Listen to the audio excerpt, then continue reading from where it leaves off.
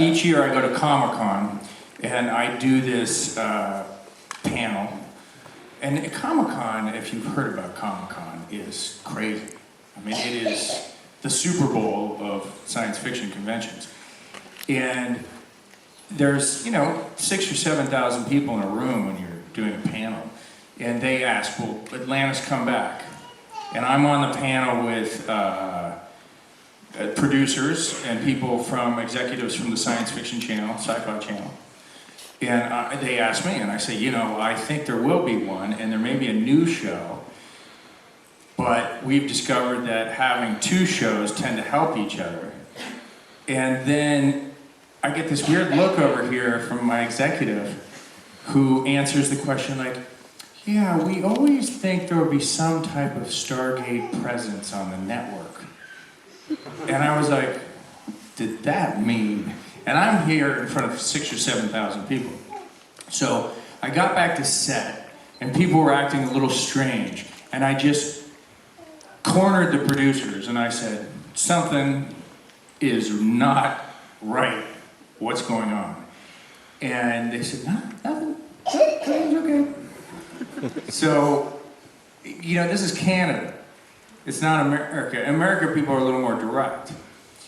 So, a couple weeks later, they come to my trailer and knock on the door, which is never a good sign, because they never come down to the trailer.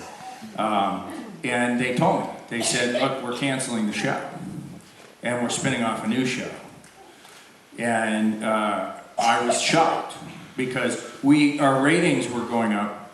We had just won some big awards, like the People's Choice Award, which is a big, big deal in the United States. It's a huge award.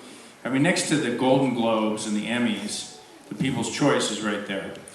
And so I called up the president of MGM Studios, who does our stuff.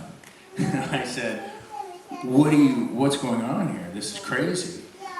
Well, MGM, I totally agree, it's boring. This is really boring stuff. I told you it's boring.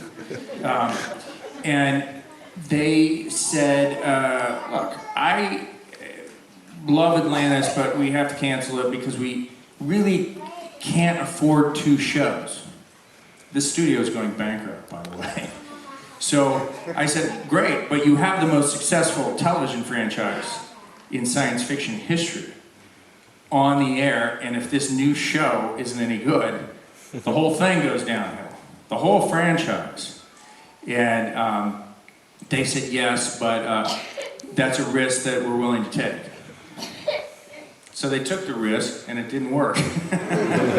So the irony is that particular president of MGM and I have actually hooked up doing something separate. But it's very funny to be working with him because he kind of technically is working for me on something. And it's unfortunate. It was a series of unfortunate decisions, and it is primarily driven by human arrogance. After 12, 13, 14 years of having a successful show, there's the producers of that show really felt like they were geniuses, and that anything they did, people would watch. And they loved the idea of getting rid of us, which I think they were just tired of us, and just getting new people. And they were like, Stargate, people are going to watch Stargate. Whenever we do Stargate, people will come. And it was arrogance, because the audience, pretty much, the answer was, that was the answer they got. So, who knows? We'll see what happens. Sorry, did I use my... Excuse me, kids. Hey, you guys get comfortable there. Nice. How are you guys doing? Who's next? Any more questions?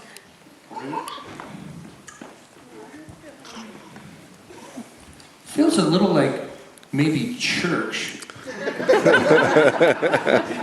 I've been to church twice. You know, with the kids playing around, where the preacher's trying to save your soul? Kids are like, yeah, whatever. Who will you say is your best friend in the crew in Stargate Atlantis? Who's my best friend from the cast and crew? Yes. Jason and I. Jason, I see Jason all the time. Not McKay? Jason Momoa, what? Not McKay. Rodney. Rodney McKay. Oh, Rodney McKay. I hate Rodney.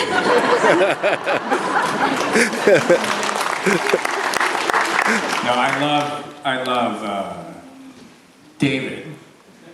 I call him David. But every time I call him David, he goes, I'm Rodney. I'm like, okay, Rodney. Hey, Rodney, you want to go meet for lunch in Santa Monica? I told you, Shepherd. It gets a little annoying. I'm like, the show was canceled 3 years ago, pal. But I do see David. And, but Jason and I have stayed the closest. And we're also working on something together. And it was nice to see him do Conan, the Barbarian. And did you see Game of Thrones? Yep. That was good. I like that. It's a great role for him. Yeah. I love that. That's the greatest role in the world. Because you don't even have to prepare. You're like, yeah, okay, whatever. It's awesome. Who has another question? I see a hand.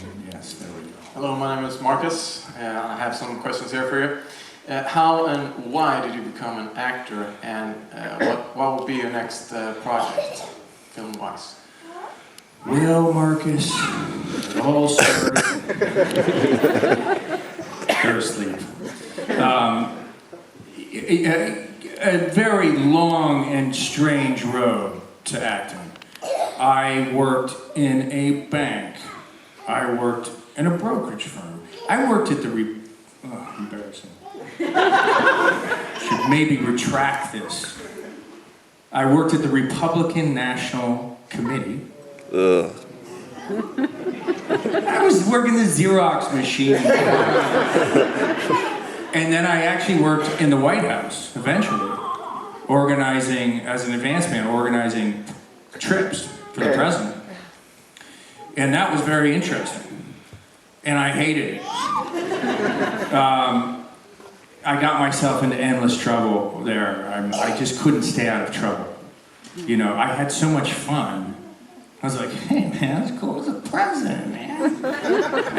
In my country, you can order a pizza. It's a very famous pizza place called Pizza Hut. No, not Pizza Hut. Domino's Pizza. And they say it's there 30 minutes or less, or it's free. Well, it takes 50 minutes to get through White House security. It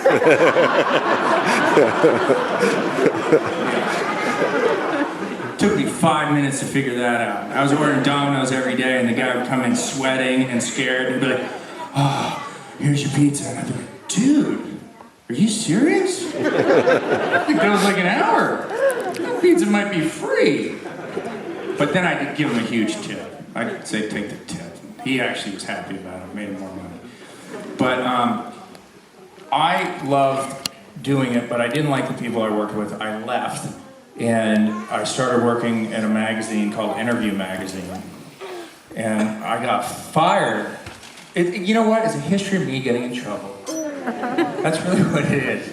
And I even worked as a bartender. Because my name was Flanigan. And they're like, you must be an alcoholic. Put him behind the bar. And people, I was like, yeah, well, I've been serving drinks to my alcoholic family for years. I could do it. Well, people ask for funny drinks, like Siamese Sam's or whatever these drinks are. I was like, what happened to beer and scotch and wine? You know, that's what I do. And so I got fired. And I was out of money. And I was living in New York, and I could not even pay my rent. And my neighbor was an actor, whatever that meant. But he had a Harley Davidson.